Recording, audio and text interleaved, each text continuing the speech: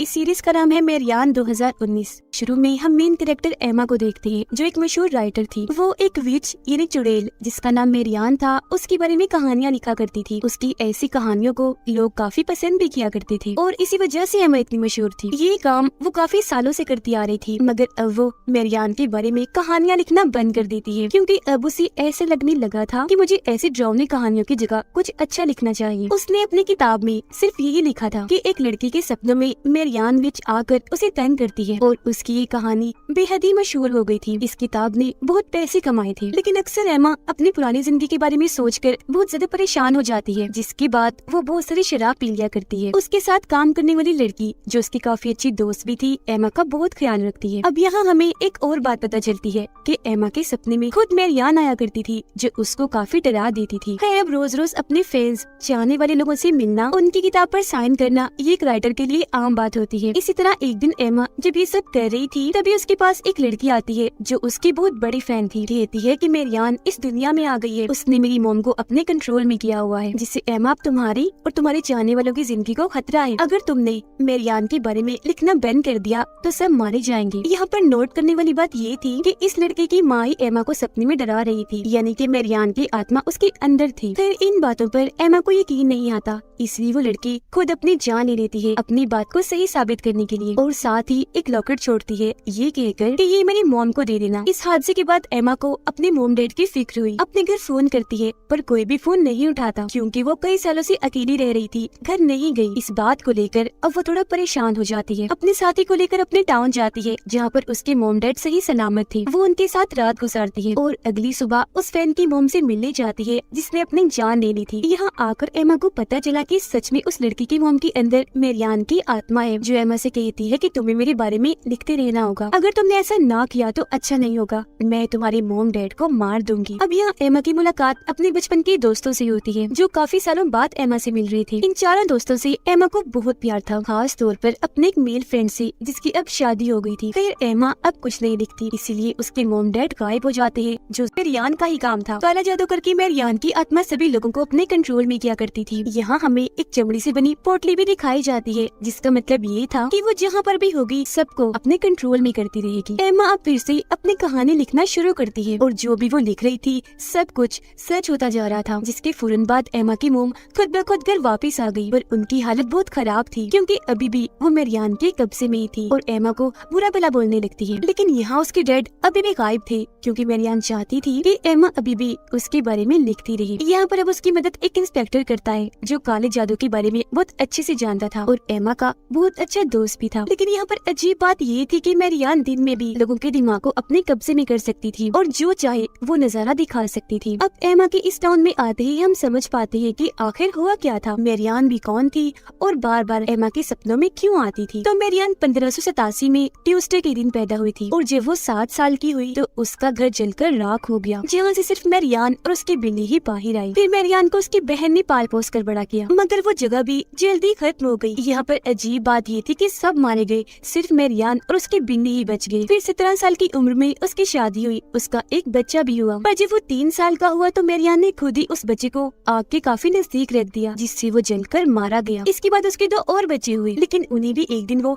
घने जंगल में ले गई। लेकिन जब वापस आई तो उसके साथ उसके बच्चे नहीं थे, वो अकेली थी, जिसका मतलब था कि उन्हें भी मेरियान ने मार दिया होगा। आकर उसने बहुत ही खतरनाक काम किया, उसने अपने हस्बैंड का गला काट दिया और शैतान के सामने उसके साथी डीमन से शादी कर ली। यानी कि मेरियान शुरू से ही काले जादू जैसे काम किया करती थी, मगर फिर उसे प्रीस्ट और कुछ लोगों ने पकड़ लिया, क्योंकि उस जगह पर बहुत सारे बड़े और बच्चे मारे गए थे। फिर सबने मिलकर उस पर क्रॉस वाला कपड़ा लगाकर उसे लटका दिया, मगर मेरियान का कहना था कि मैं कभी हार नहीं मानती, आने वाले वक्त में मैं दोबारा आकर तुम लोगों और तुम्हारे बच्चों को तंग करूंगी, क्योंकि मैं खाली हाथ कभी नहीं जाती, हमेशा अपने साथ कुछ न कुछ लेकर जाती हूँ। तो अब उसे 15 फीट जमीन के नीचे दबा दिया गया, और उसने जो डीमन से शादी की थी वो एग्रीमेंट भी साथ दफन कर दिया, ताकि उसे जलाया जा सके।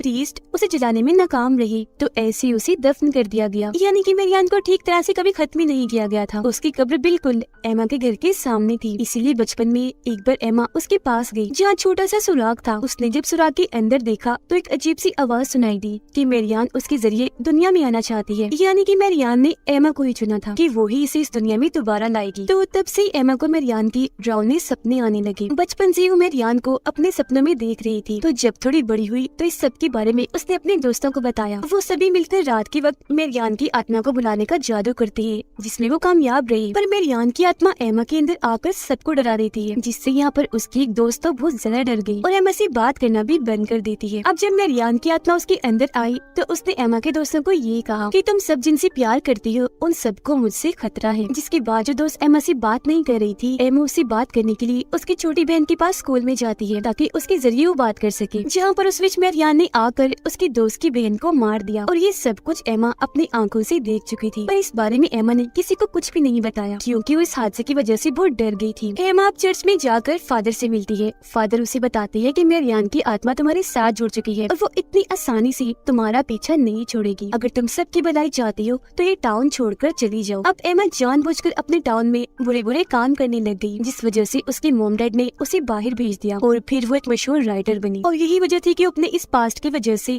हर वक्त शराब के नशे में और परेशान रहा करती थी। अब कहानी दोबारा आ जाती है मौजूदा वक्त में। एमा को आज तक अपनी दोस्त की बहन की मौत का गम अंदर से खाए जा रहा था। यहाँ पर हैरान करने वाली बात ये थी कि मेरियान की आत्मा पिछले 15 सालों से एमा के पीछे पड़ी हुई थी, उसे डरा रही थी। एमा का किताब लिखना और उस कहानी में जिस लड़की के बारे में लिखा वो और कोई नहीं बल्कि खुद एमा थी। ये सब बातें एमा सोचकर नहीं लिखा करती थी, बल्कि ये सब कुछ उसके सपने थी जो उसने कहानियों के रूप में लिखी थी। अब एमा उस फैन लड़की की मोम के पास जाती है और उन्हें मारने की कोशिश करती है क्योंकि उनके अंदर मेरियान की आत्मा थी। पर एमा का जो इंस्पेक्टर दोस्त था वो उसे ऐसे करने से मना करता है। फैन लड़की की मोम के अंदर मेरियान की आत्मा एमा से कहती है कि अगर तुमने मेरे बारे में किताब ना लिखी तो तुम्हारे मोम डैड मर जाएंगे। और होता भी बिल्कुल ऐसा ही है। एमा जब घर जाकर देखती है तो उसकी मोम मर चुकी थी। तो उस लड़की की मोम को जाकर वो दोबारा मारने की कोशिश करती है, पर इस बार उसे एमा की साथी बचा लेती है, जिससे अब मेरियान की आत्मा उस औरत के जिस्म से जा चुकी थी और जाते जाते वो एमा की साथी को भी नुकसान पहुंचा के जाती है। इंस्पेक्टर को एमा की डैड मिल गई थी, वो उन्हें हॉस्पिटल लेकर जाता है। यहाँ पर हमें एक और बात पता चलती है कि मेरियान जब किसी के जिस्म में आकर वापस जाती है तो वो उस इंसान के जिस्म से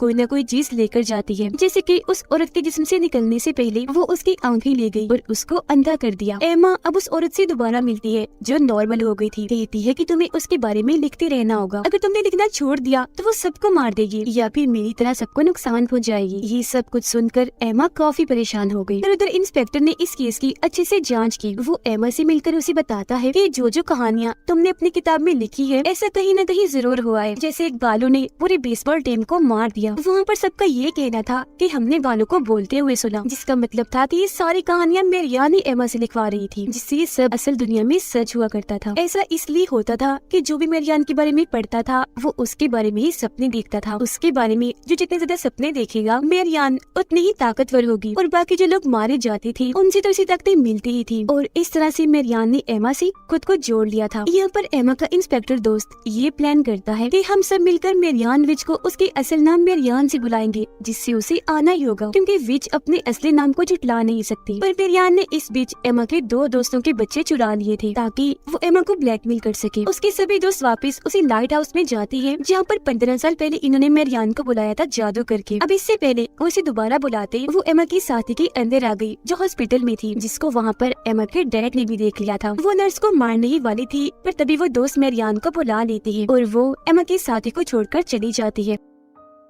इन सब का प्लान ये था कि जब वो यहाँ पर आएगी तो ये लोग उसकी आत्मा को डॉग के अंदर कैद करके कहीं पर बांध देंगे ताकि वो और किसी को नुकसान ना पहुँचाए। पर मेरियान बहुत चालाक थी, वो इंस्पेक्टर के अंदर आकर उसे ही मार देती है और साथ ही एमा की एक और दोस्त को भी। अब एमा के सभी दोस्त यही चाहते थे कि वो मेरियान के बारे में लिखती रहे ताकि सबकी जान बच जाए। इसी रात जब एमा घर थी तो उसका वो मेल फ्रेंड आता है जिससे वो प्यार करती है और ये दोनों एक साथ रात गुजारती है। पर जब सुबह होती है तो वहाँ पर कोई भी नहीं था। तभी बेल बजती है। जब एमा जाकर देखती है तो दरवाजे पर चर्च के फादर थे, जिसको क्रॉस का निशान दिखाते हैं, जिससे एमा डर गई थी। वो फिर उसे मारने लगी, जिससे एमा के मुंह से खून आने लगा। वो जल्दी से अपने कमरे में चली जाती है, क्योंकि उसके कानों में फादर जो मंत्र कह रही थी वो उसे सुने नहीं जा रही थी। फादर देखती है कि उसने एक और कहानी लिखी है जो उसे नहीं लिखनी चाहिए थी। फादर उसे बताते हैं कि आज ट्यूसडे है और फिर से मेरियान ने जन्म लिया है और वो तुम हो एमा, तुम्हारे जिस्म में मेरियान है। पर वो तो इस बात को मानने से इनकार कर देती है। मगर जब फादर उससे ये पूछते है कि तुम मेरियान हो तो वो हाँ बोल देती है। एमा के अंदर आई मेरियान की आत्मा फादर को भी नुकसान पहुंचाती है, फादर की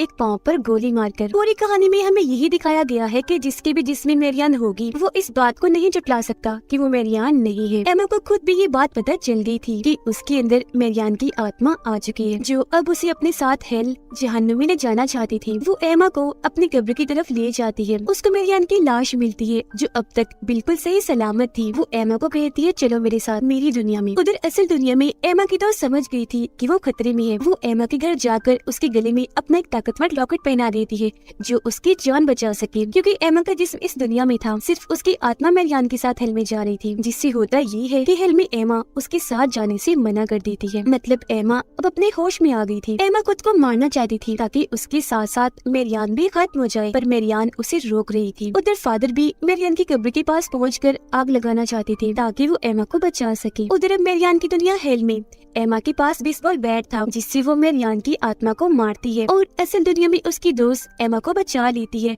खुद को गोली मारने से। फादर भी मेरियान की कब्र को आग लगा देते हैं, पर मेरियान की आत्मा ने उन्हें अंदर खींच लिया था, जिसमें जलकर मेरियान की आत्मा तो खत्म होती है, साथ में फादर भी मारे जाते हैं। एमा की डेट बिल्कुल ठीक हो गई थी। उनका रिश्ता एमा के साथ काफी अच्छा हो गया था, जो आज से पहले नहीं था। एमा को उसके साथी भी वापस मिल गई थी, मगर उसके बोलने की ताकत जा चुकी थी, क्योंकि मेरियान जाते जाते कुछ न कुछ साथ ले जाती है। वो दोनों टाउन को छोड़कर जा रही थी। जाते हुए सबसे मिलती है। यहाँ पर एमा अपने मेल फ्रेंड से मिलकर उस रात के बारे में बताती है कि तुम आए और हमने रात साथ गुजारी थी। मगर वो ये सुनकर हैरान हो जाता है क्योंकि वो आया ही नहीं था। उसे गुस्सा आ गया और वो यहाँ से चला गया। यहाँ पर एमा बहुत परेशान हो जाती है। वो अपने साथी से पूछती है क्या तुम्हें भी मेरियान काले समंदर के पास लेकर गई थी? तो वो कुछ नहीं कहती, पर अचानक से बोल पड़ती है कि हाँ हाँ मैंने भी हेल को देखा है। एमा हैरान होते हुए फिर से पूछती है, पर वो कुछ नहीं बताती। एमा को सारे रास्ते उल्टी आ रही थी। उसके साथी उसके लिए प्रेगनेंसी किट लेकर आती है चेक करने के लिए कि कहीं वो माँ तो नहीं बनने वाली। एमा कहती है क्या मजाक है, ऐसा कुछ नहीं हो सकता, मेरी शादी नहीं हुई। लेकिन जब वो टेस्ट करती है तो सच में वो माँ बनने वाली थी। अब यहाँ उसके माँ बनने की दो वजह हो सकती है। हो सकता है उस रात एमा की दोस्त के रूप में डीमन आया हो। वो रात एमा के साथ रहा क्योंकि वो मेरियान को दोबारा जिंदा करना चाहता है और एमा के पेट में मेरियान का ही रूप है। दूसरी वजह ये हो सकती है कि उस रात मेरियान ने खुद उसके दोस्त को अपने कंट्रोल में करके एमा के पास भेजा हो ताकि एमा के जरिए मेरियान का दूसरा जन्म हो, मतलब वो एमा से पैदा हो, क्योंकि शुरू से उसने एमा को ही चुना। आपको क्या लगता है कमेंट सेक्शन में जरूर बताइएगा। और इसी सीन और सस्पेंस के साथ ही ये सीरीज इधर ही खत्म हो जाती है।